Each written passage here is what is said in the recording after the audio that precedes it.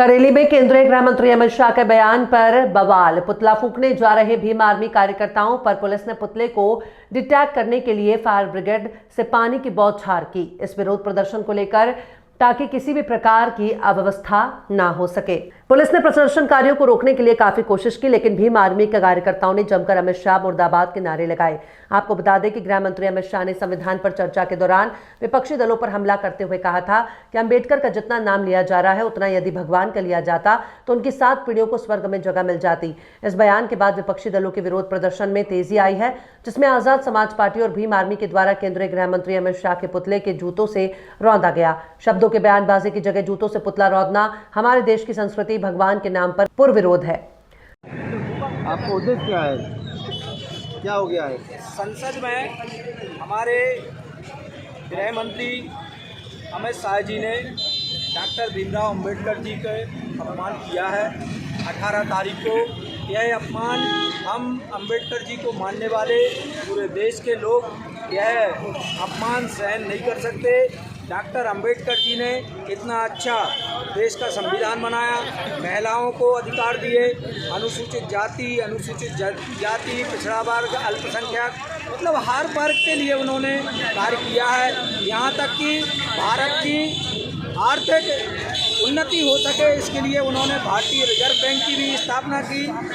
उन्होंने ढेर सारे ऐसे काम किए हैं कि जिनका ऋण पूरा भारत कभी नहीं चुका सकता। वह भारत रत्न है, हम लोगों के भगवान हैं और हमारे ही नहीं पूरे विश्व के वह मसीहा हैं। तो अमित शाह जी ने उनके ऊपर कमेंट करके गलत बोला है, तो अमित शाह जी माफ़ी मांगे, और यदि वो माफ़ी नहीं मांगेंगे तो हमारा यह आंदोलन सतत चलता रहेगा और उनको माफ़ी मांगना ही पड़ेगी।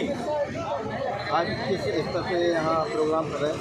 हम लोग यहाँ पर उनका पुतला दहन कर रहे हैं और पूरे नरसिंहपुर ज़िले में सभी में आक्रोश है। पूरे भारत में के सभी अम्बेडकरवादी जितने भी लोग हैं जो अम्बेडकर जी को मानते हैं, सभी में बहुत आक्रोश है और हम चाहते हैं कि अमित शाह जी माफ़ी मांगें और नहीं तो आने वाला समय ये आप तय माने कि भारत में गृह युद्ध की तैयारी चल रही है। अगर अमित शाह माफ़ी नहीं मांगेंगे तो आपका आगामी कदम क्या रहेगा? बीमार आगामी कदम में हम लोग और उग्र आंदोलन करेंगे, सड़कें जाम करेंगे, रेल रोकेंगे और भी कई ऐसे कार्य करेंगे। अभी हम लोग शांति से उनका पुतला दहन कर रहे हैं। यदि इसके बाद भी उन्होंने माफ़ी नहीं मांगी तो आगे हमारा उग्र आंदोलन होगा। आपका नाम भैया? डॉक्टर मेहरबान सिंह जाटव, जिला कार्यवाहक अध्यक्ष भीम आर्मी, जिला नरसिंहपुर। अमित शाह जी द्वारा जो टोन का इस्तेमाल किया गया है खुले सत्र में, अंबेडकर इस तरह का जो बोला कि फैशन है, ये एक सम्मानजनक जो पद है उसके लिए शोभा नहीं देता। मैंने पूरा वीडियो देखा है, उनका जो संदर्भ था वो विपक्ष को लेकर था, लेकिन उनने जिस टोन का प्रयोग किया है इसका हम विरोध करते हैं। ये बाबा साहब का अपमान है। आगे के वीडियो में उनने विपक्ष को घेरा है। पूर्व की सरकारों ने बाबा साहब के प्रति जो व्यवहार किया है उसको उजागर किया है और ये सच्चाई भी है, उसको अपन समर्थन करते हैं।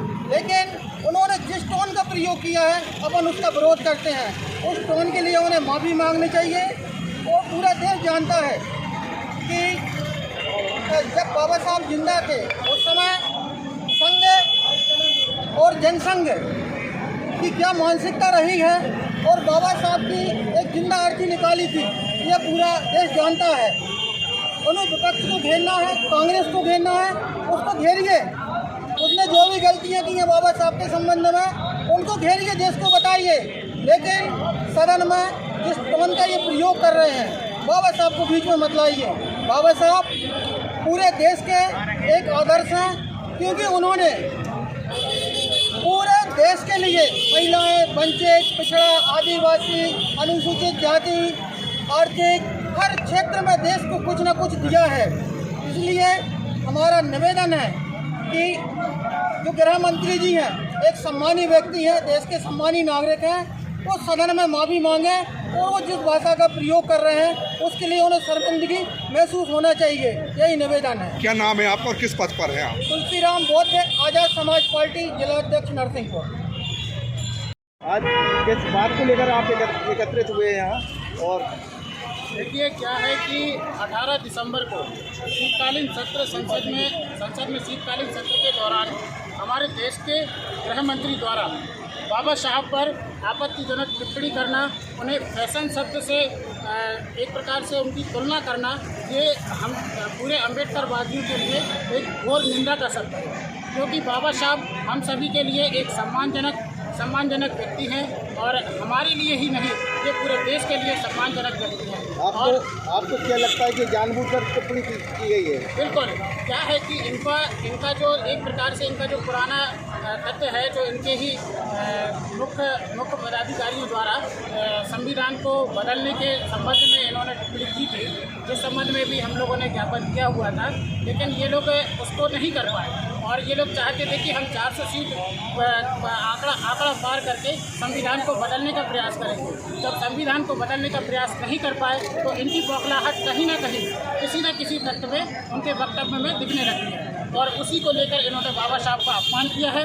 उसी के विरोध में हम सभी भीम अनुयायी और बाबा साहब के अनुयायी उसके इस्तीफा की मांग कर रहे हैं और हम चाहते हैं कि अमित शाह अगर इस्तीफा दे रहे हैं तो ठीक है, और नहीं तो वो सदन में आकर जिस तरीके से उन्होंने बाबा साहब का अपमानजनक शब्दों से टिप्पणी की है, वो उसी के साथ में माफ़ी भी मांगी। आपका परिचय? मेरा नाम शैलेंद्र बौद्ध, भीम आर्मी जिला अध्यक्ष।